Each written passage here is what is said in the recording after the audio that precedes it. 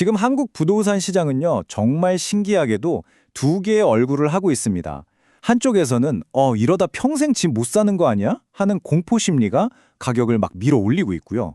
또 다른 한쪽에서는 정말 거대한 빌딩들이 새 주인을 못 찾아서 꽁꽁 얼어붙고 있죠.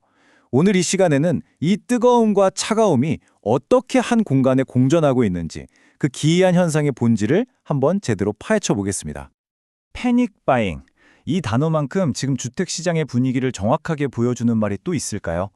오늘 사는 게 제일 싸다. 이 불안감이 사람들의 이성적인 판단을 완전히 마비시키고 있는 거죠.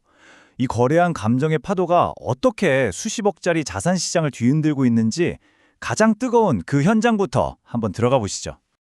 네, 바로 이 질문이 오늘 우리가 풀어야 할 한국 부동산 시장의 가장 큰 수수께끼입니다. 아니, 왜 아파트 시장은 이렇게 불타고 있는데 바로 옆에 있는 상업용 빌딩 시장은 얼음장처럼 차가울까요?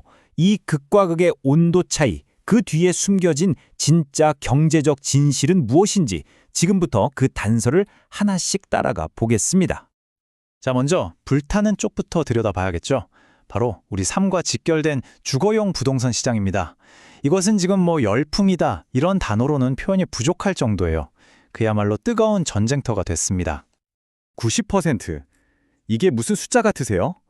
무슨 주식 수익률이 아니고요. 서울 광진구의 한 아파트가 기록한 연간 상승률입니다. 1년 만에 가격이 거의 2배가 뛰었다는 뜻이죠. 이건 정상적인 시장이라고 보기는 어렵죠. 거의 광기에 가깝다고 할 수 있는 수치입니다. 근데 이 현상에서 정말 놀라운 점은 바로 속도입니다. 정부가 시장을 좀 안정시키겠다고 정책을 딱 내놓자마자 시장은 이걸 더 늦으면 큰일 난다는 신호로 받아들여버린 거예요. 불과 5일 만에 신고가가 25건이 터져 나왔습니다. 이건 정책이 시장의 불안 심리를 잠재우기는커녕 오히려 불에 기름을 붓는 기폭제가 되고 있다는 걸 아주 명확히 보여주는 거죠. 자, 그럼 이 활활 타오르는 아파트 시장에서 딱 몇 블럭만 옆으로 가보겠습니다. 이곳은 바로 상업용 부동산 시장, 그러니까 오피스 빌딩이나 상가들이 모여있는 세계인데요. 놀랍게도 이곳의 공기는 완전히 다릅니다. 아주 차갑죠? 이게 바로 지금 상업용 부동산 시장이 처한 현실을 그대로 보여줍니다. 한쪽에서는 젊은 층을 타겟으로 한 아주 트렌디한 건물, 누디트 홍대 같은 곳은 성공적으로 매각돼서 큰 수익을 내고 있어요. 반면에 다른 한쪽에서는 전통적인 유통 강자의 상징인 롯데백화점이 자금 조달에 어려움을 겪고 있습니다.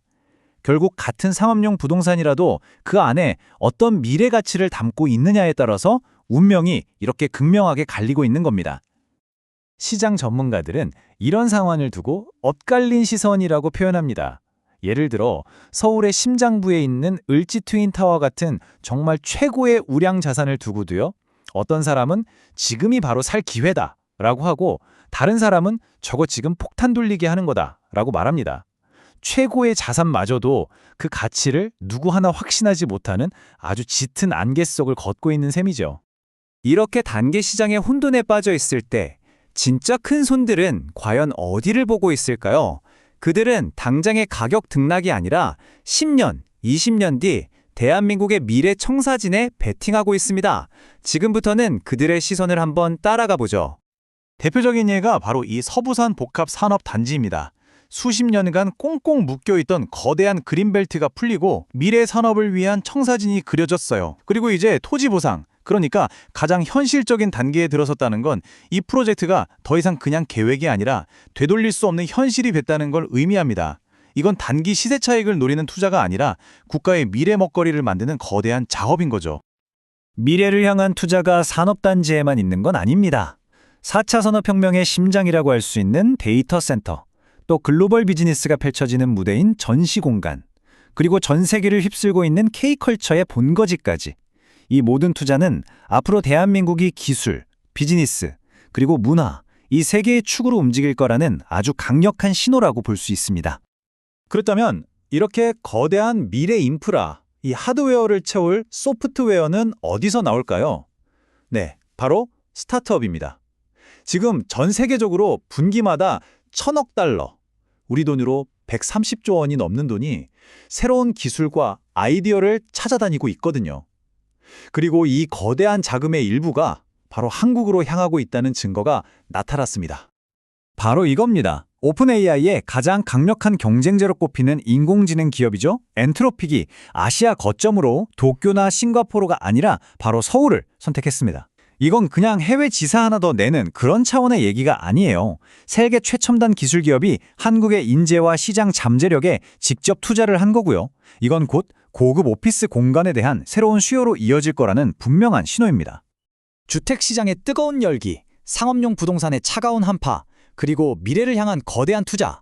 이 서로 전혀 다른 그림의 퍼즐 조각들은 과연 어떻게 맞춰질까요?